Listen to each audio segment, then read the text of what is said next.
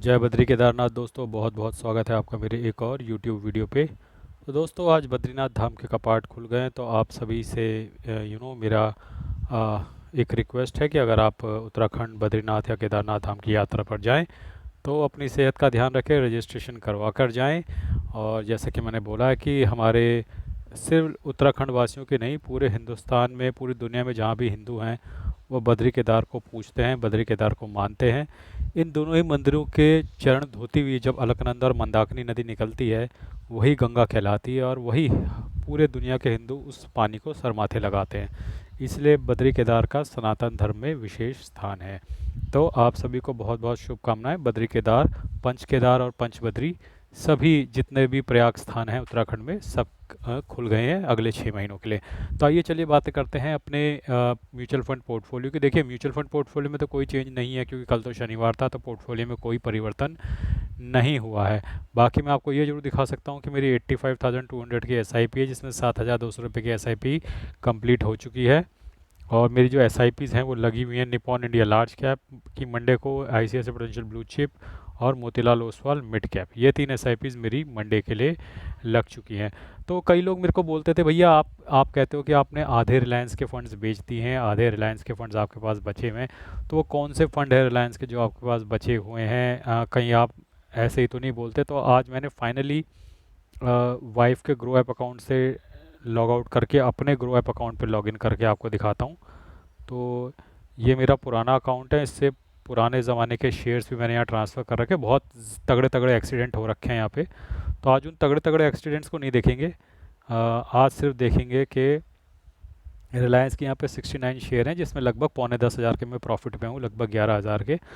और ये टाटा मोटर्स है जो अभी भी थोड़ा नुकसान में यहाँ पे है।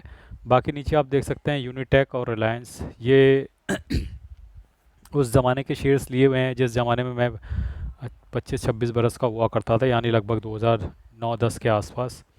तो उस ज़माने के एक्सीडेंट हो रखे हैं, तब ये किसी और अकाउंट में होते थे, मैंने इधर ट्रांसफ़र करके इधर कर दिया। तो आप देख सकते हो कि कितनी ख़तरनाक होती है शेयर मार्केट। यहाँ पे स्मॉल कैप और मिड कैप शेयर बाय करना कितना रिस्की हो सकता है। आप देख सकते हैं यूनिटेक में मुझे 98% का लॉस है, रिलायंस पावर में मुझे 90% का लॉस है। तो इससे आप अंदाज़ा लगा सकते हैं कि मिड कैप और स्मॉल कैप में इन्वेस्ट करना कितना रिस्की हो सकता है। हालांकि उस दौरान, ये जब की बात है, तब मैं बहुत यंग था।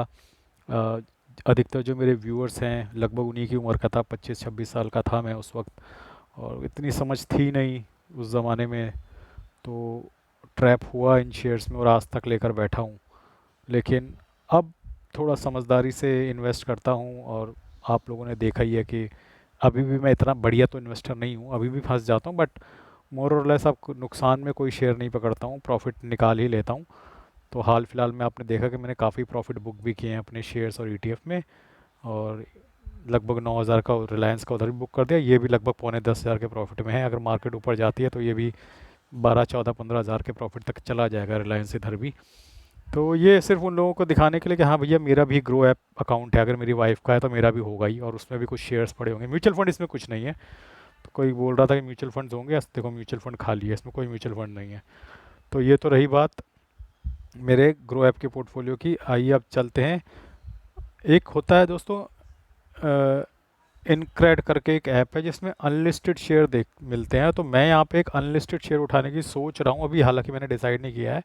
वो है national stock exchange of India का मोनोपोली शेयर है। थोड़ा इन्फ्लेटेड प्राइस यहाँ पे चल रहा है, 1614 से 1694 रुपये का।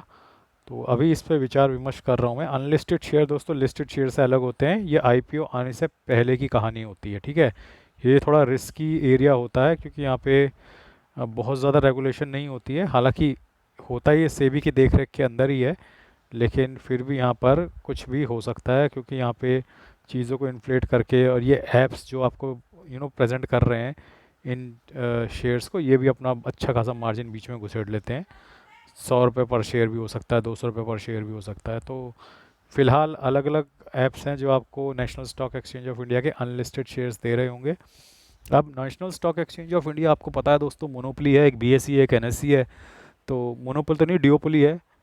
तो इनका नुकसान में जाना और ये शेयर की वैल्यू का पिटना बहुत मुश्किल है। BSE का शेयर आप देखते ही हैं कि कितना तगड़ा उसका रिटर्न्स हैं, उसी तरीके से एनएससी की भी जब आईपीओ आएगा तो मुझे लगता है इसमें भी अच्छा रिटर्न मिलेगा। हालांकि मैंने अभी डिसाइड नहीं किया है कि मैं एनएससी का ये अनलिस्टेड शेयर उठाऊंगा नहीं उठाऊंगा। बाकी एक बार अगर आप इसमें देखेंगे तो एनएससी के शेयर को आपको मिनिमम 55 क्वांटिटी लेनी पड़ेगी। 93,000 आपके पास होने ही चाहिए, 93,170 रुपीज़। तो इतना आपको चुकाना पड़ेगा अगर आपको national stock exchange of India के एनएससी के अनलिस्टेड शेयर्स चाहिए। हालांकि मैंने इस पर भी कोई डिसाइड नहीं किया है, पर देखेंगे इसमें क्या करना है। ऐसे यहाँ पे देखो आपको चेन्नई सुपर किंग्स का भी आईपीओ आने वाला है, उसका भी शेयर यहाँ पे दिखेगा आपको। यहाँ पे ओयो का दिखेगा, पराग पारिक का दिखेगा यहाँ पे, और भी बहुत सारे अनलिस्टेड शेयर यहाँ पे आपको दिखेंगे इनक्रेड पे। और ओयो दिखेगा, पराग पारिक दिखेगा, आपका diverse portfolio, ऑर्बिस financial corporation, SBI fund management, इनके आईपीओ आने हैं अभी। अब आईपीओ कब आएगा, साल भर बाद, 6 महीने बाद, 2 साल बाद, किसी को नहीं पता। लेकिन यहाँ पे अनलिस्टेड मार्केट में भी ये शेयर्स यहाँ पर मिलते हैं। तो आप लोगों को अगर देने हो तो आप ले सकते हैं, बाकी आपकी इच्छा है। फ़िलहाल निफ्टी दोस्तों देखो 24,346 पे खड़ा है। ठीक है, मुझे ऐसा लगता है कि विदेशी बाज़ार सब तेज़ क्लोज़ हुए हैं। अगर मैं ग्लोबल इंडिसेस पे नज़र डालूं, देखिए हाँ, इस वक्त निफ्टी जो है 3 मई को बंद हुआ था, वो भी 128 पॉइंट ऊपर बंद हुआ था। डो फ्यूचर भी सॉलिड चल रहे हैं, नेस्डेक फ्यूचर भी सॉलिड चल रहे हैं, एसएनपी भी ठीक चल रहा है, निक्की। तो पूरे वेस्टर्न बाज़ार जो हैं वो भी सॉलिड ग्रीन में हैं, एशियन बाज़ार जो है वो भी सॉलिड ग्रीन में है, और गिफ्ट निफ्टी भी सॉलिड ग्रीन में है। प्लस अपने यहाँ मोमेंटम भी बना हुआ है एफआई और डीआई का। तो मुझे ऐसा लगता है कि मंडे को एक गैप अप होना चाहिए और मार्केट ऊपर की तरफ निकलेगी। हाँ, लेकिन यहाँ वॉर फियर की वजह से हमारे यहाँ क्लीन रिकवरी नहीं आ रही है और मार्केट तेज़ी से ऊपर की तरफ नहीं जा रहा है। अब देखना ये है कि मार्केट इस डर को भुलाकर क्या मंडे को ऊपर निकलता है। इसमें रिटेल पार्टिसिपेशन ज़रूरी होगा। अभी तक हो ये रहा है कि पार्टिसिपेशन सिर्फ एफआई और डीए का आ रहा है, और हाई नेटवर्थ इंडिविजुअल और रिटेलर जो है मार्केट से दूरी बनाए हुए हैं। पर देखते हैं कब तक वो दूरी बनाए रहते हैं, क्या होता है। तो मुझे लगता है कि मंडे को एक गैप अप आपको देखने को मिलेगा अच्छा खासा, और मुझे ऐसा लगता है मार्केट 24,500 के स्तर को तोड़ेगा मंडे को। भले ही क्लोजिंग ना दे वहाँ पे, लेकिन तोड़ेगा ज़रूर और ऊपर निकलेगा 24,500 के। तो ये था मेरा व्यू आने वाले मंडे के लिए। देखते रहिए मेरे चैनल पे, जहाँ पे मैं अपने म्यूचुअल फंड्स का व्यू देता रहता हूँ। बाकी मैंने फ्लिपकार्ट में कुछ म्यूचुअल फ़ंड की बुक्स के लिंक दे रखे हैं, लेकिन दोस्तों अगर आप चाहो तो इस फ्लिपकार्ट के लिंक के थ्रू से एसी, कूलर, टीवी, चप्पल, जुराबे, बुक्स जो मर्जी चाहे खरीदना चाहे खरीद सकते हो। मैं कभी भी नहीं चाहूँगा कि आप लोगों पे 1 रुपये का भी बोझ पड़े। तो मैं किसी से ये नहीं कहूँगा कि आप मुझे कोई पैसे दो या डोनेट करो, लेकिन मुझे ये ज़रूर पता है कि मेरे जितने भी सब्सक्राइबर हैं सब टैक्स सेवी हैं और कहीं ना कहीं फ़्लिपकार्ट के थ्रू बाइंग ज़रूर करते हैं। अगर आप फ़्लिपकार्ट यूज़ करते हैं तो प्लीज़ मेरा लिंक जो स्क्रीन पे आ रहा है, आप स्क्रीन के ऊपर टैप करेंगे तो लेफ्ट साइड बॉटम में आपको लिंक दिखेगा, जहाँ पे म्यूचुअल फंड की बुक्स के मैंने लिंक दे रखे हैं। लेकिन ज़रूरी नहीं है आपको म्यूचुअल फंड की बुक्स ही लेनी है, आप वहाँ से कुछ भी ले सकते हैं।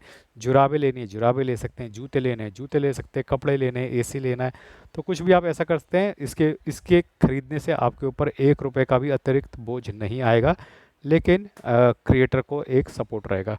तो आज के लिए बस इतना ही। धन्यवाद, गुड बाय, जय बद्री केदार।